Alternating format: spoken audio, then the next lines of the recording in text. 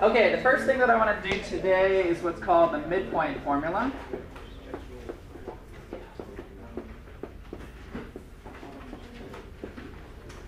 If you are given a line segment, or just 2 points in space, and you're asked to find the midpoint of those 2 points, this is the formula that you're going to utilize, okay? So let's say I have 2 points.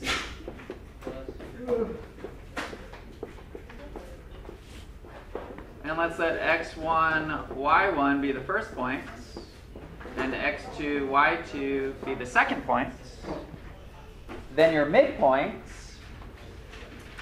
is going to be, it's kind of nice. It's basically just the average of the x's for your x coordinate and the average of the y's for your y coordinate. Okay? So add the x values, divide by 2, and add the y values, and divide by 2. Okay? It is a point itself, so this is the x coordinate and this is the y coordinate. That's it. Okay? Let's do a quick example. Let's say you have a line segment with endpoints.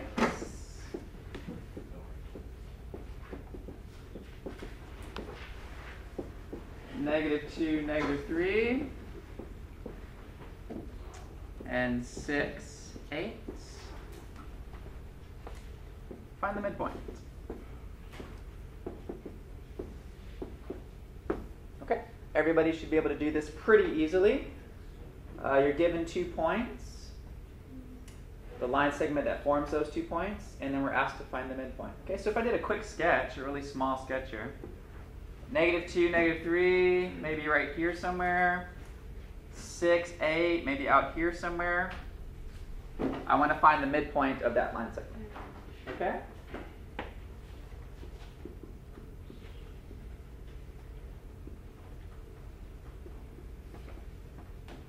Okay, so what do? Take the x coordinates, add those together and divide by 2. Then take the y coordinates, add those together and divide by 2. And that will give you, it looks like it should be roughly around here somewhere. That will be my midpoint. Okay? So do that for me. If we label one of these x1, y1, and label one x2, y2, and then we can find our midpoint. Okay, so -2 plus 6 divided by 2 will be my x coordinate. -3 plus 8 divided by 2 will be my y coordinate. So I need you guys to simplify that for me. -2 plus 6 divided by 2, what is that going to give me? 4 over 2, which is 2. Great. So the x coordinate is 2 for my midpoint. And then -3 plus 8 over 2 is what? 5 over 2, which is roughly 2.5. So I'll just put 2.5. That's it. Okay. Very simple. You have some homework questions that ask for the midpoints. And that's it. Average of the x coordinates, average of the y coordinates. That makes it your x and y coordinate. Great. Easy. Let's move on. Next thing we want to talk about,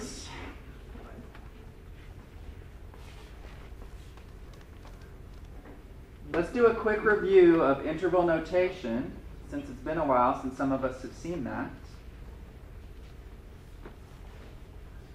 Okay, so let's make 4 columns here. Column 1, inequality.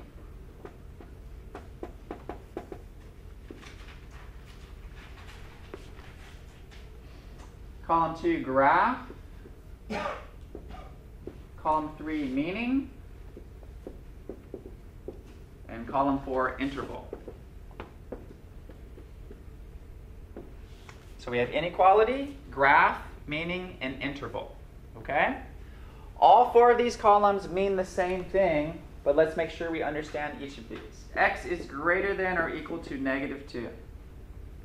If that was my inequality, the graph is all the numbers bigger than or equal to -2. Okay? So the way I would do that is I would draw a number line. Say 0 somewhere here in the middle. -2 is out to the left a little bit. Greater than or equal to. So I am including -2. So I'm going to put a closed dot, closed circle, and everything to the right. So there's my graph. Okay? I'm including -2 and everything to the right. In English, what does this mean? All numbers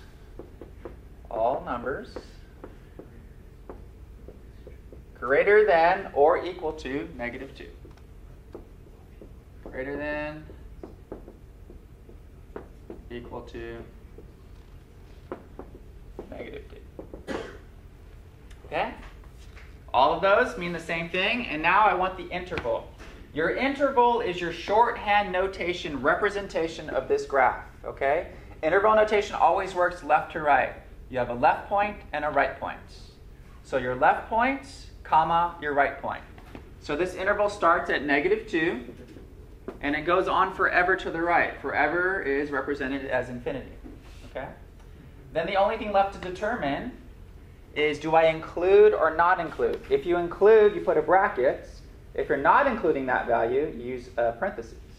So because the -2 is included, it's greater than or equal to, that's going to be a bracket. Infinities are never included, so they're always parentheses.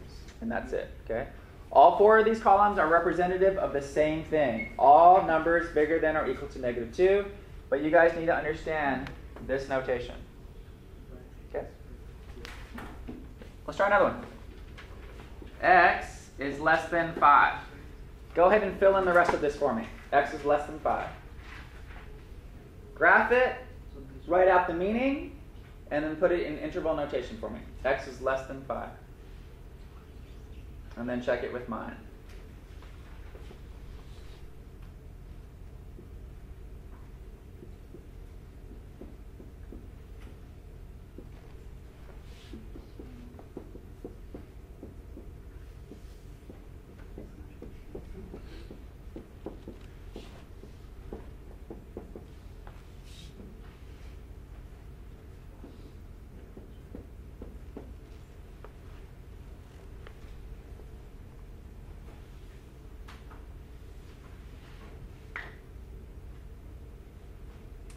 X is less than 5. All numbers less than 5, not including 5. So there's an open circle and everything to the left. The interval that represents that from left to right, the left starting point is all the way negative to infinity, so it's negative infinity, comma 5. 5 is not included, so it's an open parentheses. Any questions on that? This interval is shorthand notation representation of this graph. You just have 2 values, left value, right value. Left starting point and right ending point. Question. Yes? So if it's a with the intervals, if it's a negative number, then you use brackets. If it's positive, then you use the parentheses? No, absolutely not. If you're not including the number, you use a parentheses. Yeah. If you are including the number, you use a bracket. Okay. It has nothing to do whether it's negative or not. Okay. Okay. All right, let's try this one. Let's do a compound one. Greater than or equal to, let's do -8 to 10. Yes? So the 5 is not included because... There's no equal sign here. Oh, okay. Right? Included means there's an equal sign, so you're including it into the solution. Okay. So you're saying on the compound one, it's -8 is less than or equal to x, which is less than or equal to 10. Right, and you want to look at it from the viewpoint of x. X is bigger than or equal to -8 and also less than or equal to 10. Okay. So the graph. Here's 0, 8 and 10 are out here somewhere. Oh, it's -8. Never mind.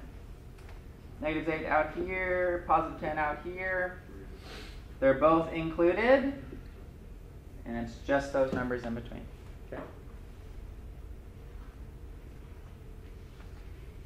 The meaning behind this one: all numbers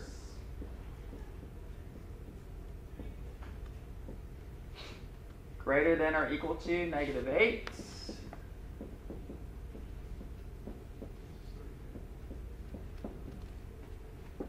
and less than or equal to 10.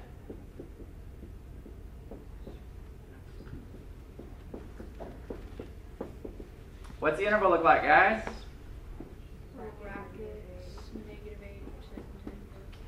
-8 to 10. Bracket on both. Left endpoint, right endpoint. Questions on this? Yes? Why on that one do you have to say all those words when you could just say all numbers between -8 and 10? So what you said is not right because you're not including -8 and 10. So if you said all numbers between -8 and 10, including -8 and 10, then yes. Okay. But that's still a lot of words. Yeah. Okay. Great. You guys get this. This interval is our shorthand math to represent this graph. All 4 of these columns mean the same thing. Okay? All right. Let's take a... Could you leave the last problem? It's not really a problem. It's just a notation. Last line. Yeah. Okay.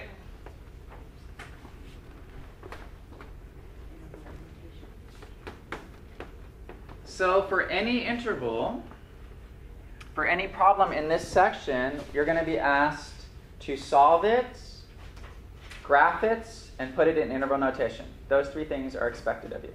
Okay? Before we get that far, we have to look at what's called AND problems, OR problems, and compounds. Okay? And these are all under the section heading solving inequalities. Okay? Inequalities less than, greater than, less than or equal to, less than or equal to. What does AWD stand for? And or compound, and these are all solving inequalities. This is A and D, and. Okay. All right, let's take a look at graphing ands. Let's say I was asked to graph x is less than -3 and x is less than 1. Here's what you do. You graph both of those on the same number line. Do that first. Okay? Just graph both of them on the same number line.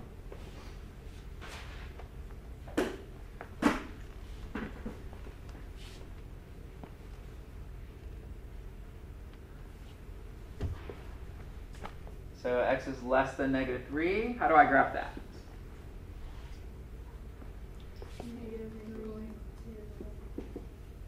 Not including -3 and everything to the left. Right? How do I graph x is less than 1? You graph it to 1. Not including the 1 and everything to the left. Great. Something like this. So everyone should have something like this. Now, here's the difference between and or. If you're doing an and, which we are in this problem, you want what both graphs have in common. Okay? So in a number line graph like this, you want only where they overlap, where there's lines on top of each other. Okay, so please write that down. So with and graphs, you're only looking for where there's overlap. Okay? So in what parts do both of these graphs overlap? Just from -3, not including -3, into the left, right? So here's my answer. -3 and everything to the left. That's it. That's the only part where they both overlap. Okay, tell me the interval notation for that.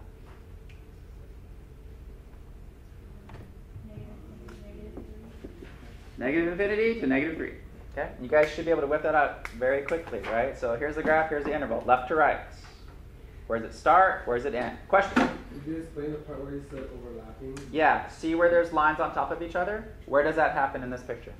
The first one. Just in this section. See how there's lines on top? Mm-hmm. That's it. So you're saying for and, that's when they overlap to the left, just to clarify it? When you're doing and, wherever there's lines on top of each other, that's where they overlap. That's your answer. Yes.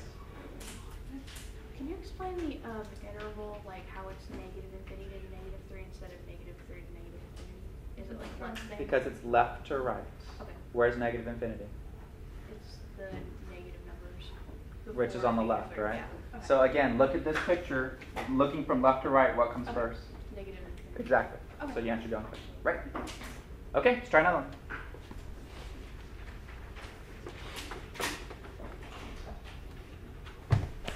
Okay, next example. X is less than 4 and x is greater than or equal to negative 2. X is less than 4 and x is greater than or equal to negative 2. Okay? Another and graph. What do? I graph both on the same number line and I look where they overlap. Only where they overlap is my answer. Okay, let's do this. Less than 4. How do I graph that? Open on 4, everything to the left. Great. Greater than or equal to negative 2. Closed and everything to the right. Okay, this is what my picture looks like. You should have roughly something similar. Only where they overlap is my answer. Okay? Only numbers that both graphs have in common. That is your solution. So what do they both have in common? Negative 2. Do they both include negative 2? Do both of these pictures include negative 2? Yes. Yes, they do. Do both of them include 4? No. No. This one doesn't have 4 because there's a big hole, right? So everything up to 4 but not including. So this is my answer. These are all the numbers that both graphs have in common. What is my interval? Bracket negative 2 up to parentheses. Great. And again, you have to get really good at that, right? So look at this. This is the interval that represents that graph. Always left to right. Okay? Okay, great. That's what and graphs look like. Or graphs. Let's do a couple of examples of ors. X is less than 5 or x is less than 2.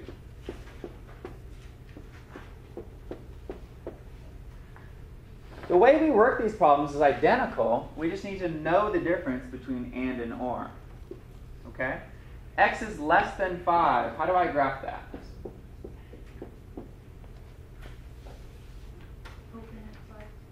Open at 5, everything to the left. X is less than 2. How do I graph that? Same thing. Okay, now, if this was and, it would just be where they overlap. But this is or.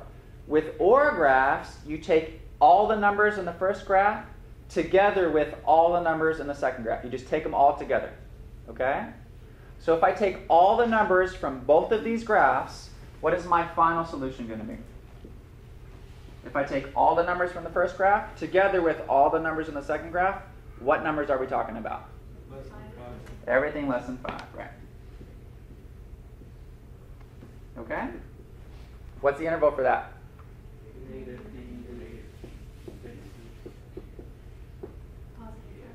Oh yeah, that was my test. Right, positive 5. Okay? Questions on that? And where they overlap, or you just take them all. Everything from the first graph together with everything in the second graph. Put them all together, and this encapsulates all of this, right? That's it. Okay, next one. X is less than negative 2, or x is greater than or equal to 3.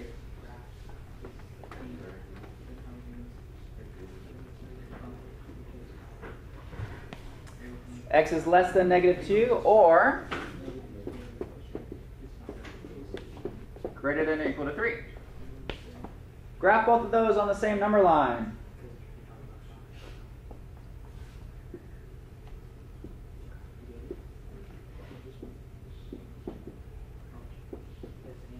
Less than negative 2.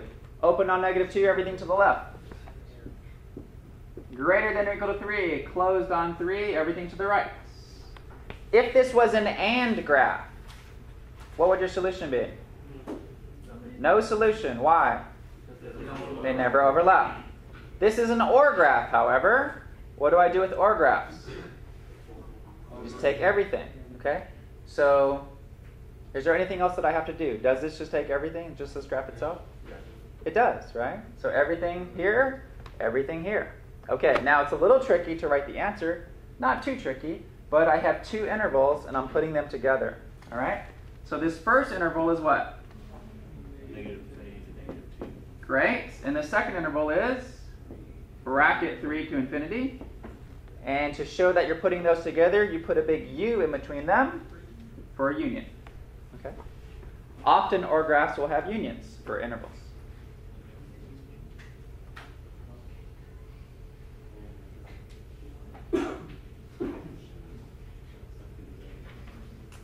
Okay, let's do one more OR graph, and then we have to start working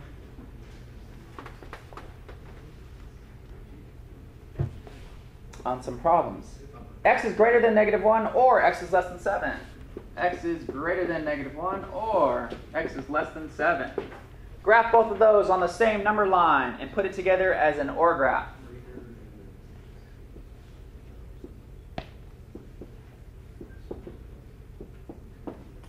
Greater than -1, what's that look like? To the right. Everything to the right, open. Less than 7. Union, or, puts them together. What's my answer? Negative infinity to infinity is my answer. Does everybody see that? If you take all the numbers in the first graph together with all the numbers in the second graph, you're taking every single number. So your solution is all real numbers or negative infinity to infinity.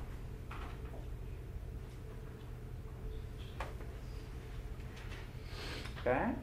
Questions on that?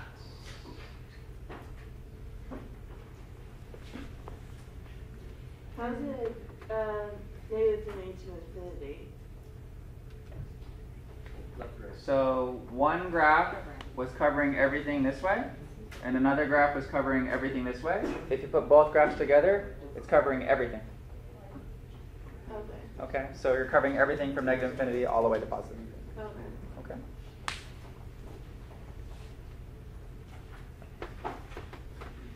Okay? Okay, compound inequalities are pretty much and graphs. So you have something like this. X is in the middle. This is what a compound inequality looks like. All right? So you guys know, based on the interval and what the graph is, it's just putting it together from -2 up to 7. And what does the interval for that look like? Parentheses -2 up to bracket. Okay, that's it. Now what I just showed you guys were ands, ors, and compounds. But they were already solved for you. Okay? So I showed you literally the last step of doing these problems. You have a lot of work to get to this point. Okay? And that's called solving inequalities, which is what we're going to have to work on for the next few minutes. Okay?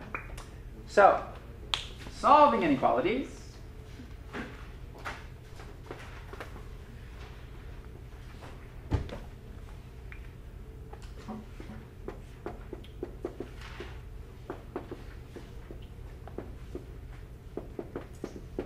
It's very similar to solving equations, except there's one huge difference. Actually, two huge differences. But the main one is when you're solving an inequality, if you ever multiply or divide both sides, if you ever have to multiply or divide both sides by a negative number,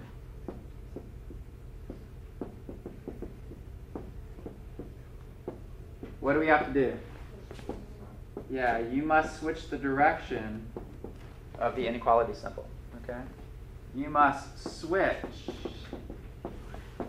the direction of the inequality symbol. Please put this in your notes. If you ever, while you're solving these inequalities, if you ever at some point have to multiply or divide by a negative, you must switch the direction of the inequality symbol. Okay? So again, I showed you just the last step of these problems. You have a lot of algebra to get to those steps, and while you're doing that, you might multiply or divide both sides by a negative to help you. Okay? If you do, make sure to switch the symbol. If it's greater than, make it less than. If it's less than, switch it to greater than. Okay, switch the direction, basically. All right, let's see the type of problems that you guys are going to have to do. Again, on all of the inequality problems that you're going to do, I'm expecting three things. Solve, graph, and interval notation. Solve, graph, interval notation.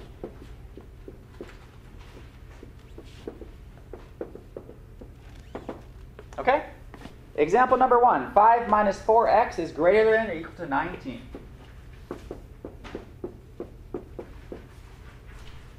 Your directions are solve, graph, and interval notation. All right. These are also linear inequalities. So what does that mean? Are you going to run into any x squareds? No. Not till later in this class. Okay, not today, but later on. Okay, what would you guys do first? I'm trying to get this solved. Basically get x by itself, right? Sure, subtract 5. Let's subtract 5 from all sides. And we have negative 4x is greater than or equal to 14. Then what? Divide both sides by negative 4. And once I realize I'm going to divide by negative 4, I have to make sure that I switch the direction of the inequality symbol. So I'm going to divide by negative 4. So x is less than or equal to negative 7 over 2, roughly 3.5. Okay, this is solved. Now I need it graphed, and I need the interval notation, which you guys should be able to do super quickly. Okay, what's a graph look like? Here's 0. Where is negative 7 halves? Where is negative 3.5? Over here somewhere. Close circle, everything to the left. What is the interval that represents that graph? Negative infinity. It starts all the way negative infinity, and it ends at negative 7 halves with a bracket. That's it. A lot of things are happening here. Number 1, you're getting x by itself. In your process of doing that, you had to multiply or divide by a negative. So I had to remember to switch the direction of the inequality symbol. Once I got it finalized here, then I still have to graph it and use interval notation to represent it. Okay? Questions on that one? All right.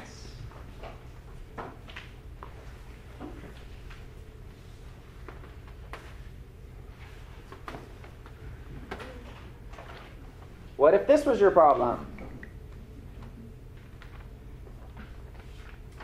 5x minus 7 is less than 3, and 4 parentheses x minus 3 is less than 0.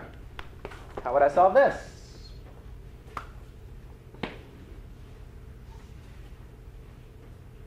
Starting on this left one, what would you do first? 7. Add 7 to both sides. So you get 5x is less than 10. Then what would you do? Divide both sides by 5, and you get x is less than 2. Great, that's been solved. And over here I have to distribute, right? So if I distribute on the right side, I'll get 4x minus 12 is less than 0. What would you guys do next? Can you just divide the 4 on both sides? Don't divide yet. You have to, add 12. Add the 12 first, then you can do the division. 4x is less than 12. Divide both sides by 4. Okay. Now remember this? A few minutes ago I started here, right? But I said we have a lot of work to do to get to this point. Now what do? Graph both on the same number line? And it's an AND graph. So what am I looking for? Where they overlap. Great. So I'm going to graph x is less than 2 and x is less than 3, and I'm only looking for where they overlap. Where are they going to overlap? Just here, right? So what's my actual graph with the answer going to be?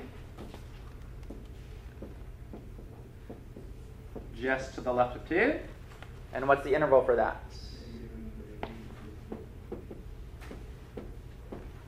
You guys with me? A ton of stuff is happening there. Isolate, isolate, isolate. Get x by itself. Isolate, isolate, isolate. Get x by itself. Something and something. Graph both on the same number line. Where they overlap, that's where my answer is. My answer is just this. Represent that as an interval. Okay? So much stuff is happening. Yes? Why was it not negative infinity 3? Why was it 2?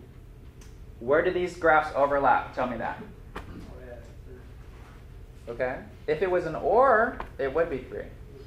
But it's an and. It's only where they overlap on this one. so then if it's and, it wouldn't contain the 3 as well? Right, because there's no overlap there. And is only where these lines are on top of each other. So you have to memorize that. Okay?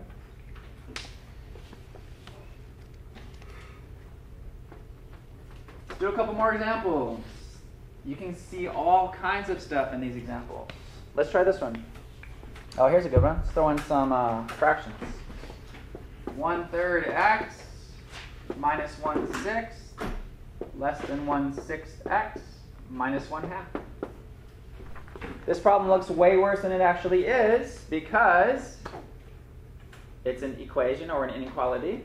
And what can I do if I don't want to deal with fractions? Multiply by whatever I want. Yeah, to get rid of fractions. And what would it be here? 6. Great. So I'm going to multiply everything by 6. Am I allowed to do that? Yeah. Because you have an equation or inequality. Okay? If you multiply everything by 6, you're going to clear out fractions. So if you do it successfully using your algebra, your next line should look like this. 2x minus 1 less than x minus 3. That looks way easier.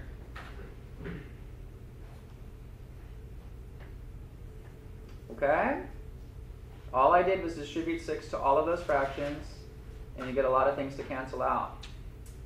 Now, I have x's on both sides, I have numbers on both sides. It's your job now to move the x's over to one side, move the numbers to the other side. So I'm going to do all of that in one step. I'm going to subtract x from both sides. I'm also going to add 1 to both sides. And let's see here. I'm going to get x is less than what? -2. -2. Great. It's isolated. All right, your job now is to graph it and put it in interval notation. I trust that you can do that. So do that for me. Graph it real fast. All numbers less than -2. And what's the interval look like? I always want you guys to graph it because I think the graph is the easiest way to start figuring out interval notation. I'm writing an interval that represents this graph. Where does it start? Where does it stop? Left to right. Negative infinity, up to -2, not including the -2. That's it. Okay? Bless you. All right, so a couple more examples. I want to make sure we're really good at this before we move on.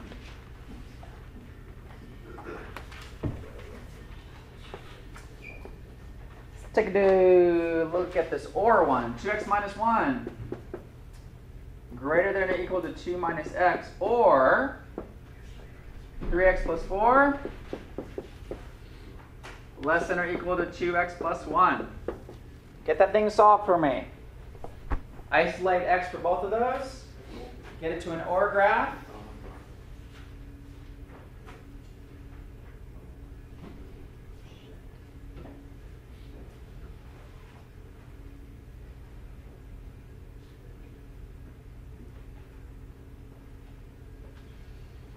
On this one, I'm going to add 1 to both sides. I'm going to add x to both sides. I will get 3x is bigger than or equal to 3. Oh, that worked out really nice. Dividing both sides by 3, x is greater than or equal to 1. Or, over here, I'm going to subtract 2x from both sides. I'm also going to subtract 4 from both sides. You get x is less than or equal to -3. That worked out really nice too. X is greater than or equal to 1, or x is less than or equal to -3. This is an OR. So I'm going to put both of those graphs together. Whatever it combines to equal. Okay? So 0, -3, 1. You guys all get that?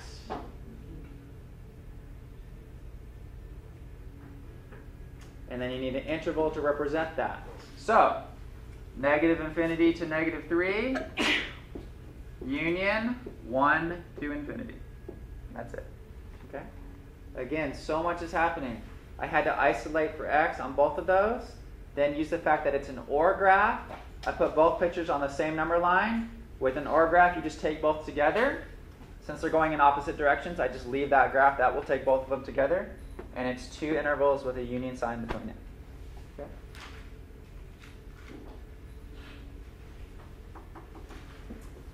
Okay, so we did a couple of inequalities. We did an AND, we did an OR.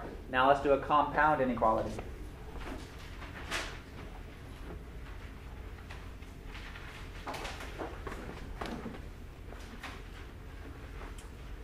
Compound inequalities. Let's do a couple of these. Negative 2 less than 3x plus 1 less than 10. Okay. The way you do a compound inequality, guys, is you want to get the variable isolated in the middle here. Okay? And you want to look at it as almost 3 sides. So whatever I do in the middle, I have to do the left side, obviously in the middle, and the right side. Okay? So in terms of trying to get x by itself here, the first thing I would do is what? Subtract 1. So subtract 1 in the middle. If you do it in the middle, you have to do it on the left and do it on the right. Okay? So all 3 sides, I guess. Wait, what? I'm subtracting 1 to all 3 sides. So I get negative 3 less than 3x less than 9. I'm trying to get just x in the middle. So what do I have to do? Divide by 3 in the middle, divide by 3 on the right, divide by 3 on the left. Okay? I get negative 1 less than x less than 3. This is solved. Now you have 2 more steps. Graph, interval. Okay? Graph it and put it in interval notation. So the graph. 0 here, negative 1 here, 3 here. They're both open. It's just the stuff in between. Actually, for the greater than equal sign on the right, do you supposed to switch it because it's the Nope. negative? Oh. Only if I've divided by a negative would I switch, but I didn't Okay. divide by a negative. Yeah. Oh, okay. Only if you multiply or divide by a negative, you have to switch. Just curious. Yes. What's my interval then? What's my answer? Negative 1 and 3. How do I know, looking at this, that it's an interval and not just a point?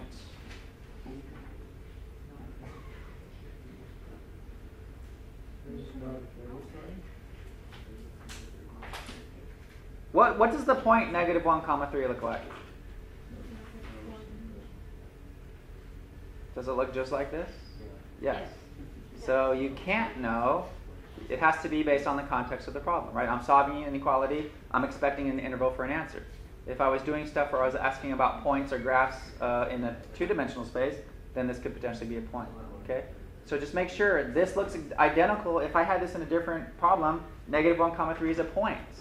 But here it's not. It's all numbers between negative 1 and 3, okay? This is an interval. Let's do another compound one.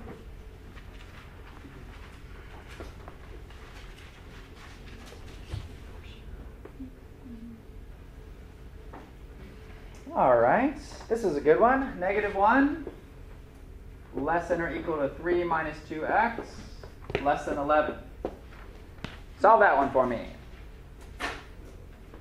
Get that x all by itself in the middle.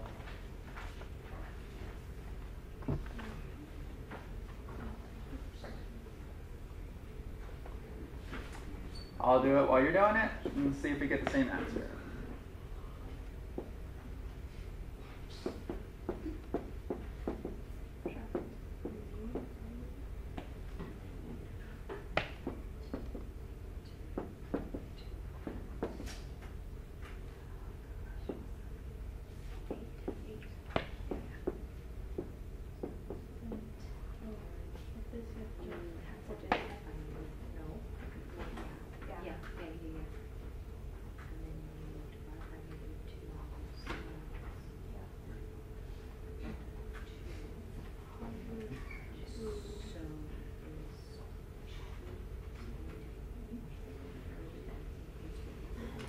At some point, everybody should get to this spot.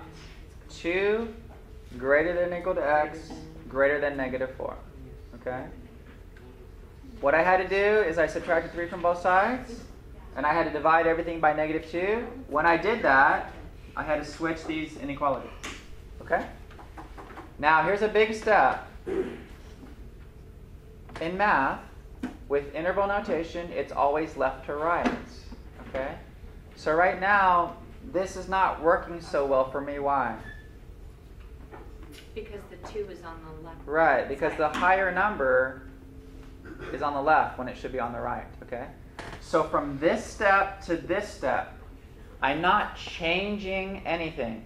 I just want to rewrite this exact inequality, but put the smaller number on the left, because I like to view things left to right with interval notation. Okay? So I'm putting the -4 here, I'm putting the 2 here, x is still in the middle, and then you just have to make sure the relationship stays the same. X is smaller than or equal to 2. So make sure that, the point is toward the x with the 2, and the x is bigger than -4. So the open mouth, if you look at it as an alligator, is toward the x with the -4. Okay? And the reason why I did that is, again, because I want things from left to right. All right? So this is your actual solution. And then you have 2 things left to do. Graph it and interval notation forming. Okay? And again, you guys should be getting really, really good by now at that. Yes? Would you want that on the test, or is it okay just to have the numbers? I want this. Or- Question? Same question, yeah. Because when you get to interval notation, right, what's the answer? -4, 2. This is your answer, right? And it's based on this and based on the graph. And so you always want it left to right. Okay? Questions on solving inequalities. You have ands, you have ors, you have compound inequalities. Your job is to isolate x, then look at what you have, then graph it, and put it in interval notation. Those 3 steps each and every time. All right.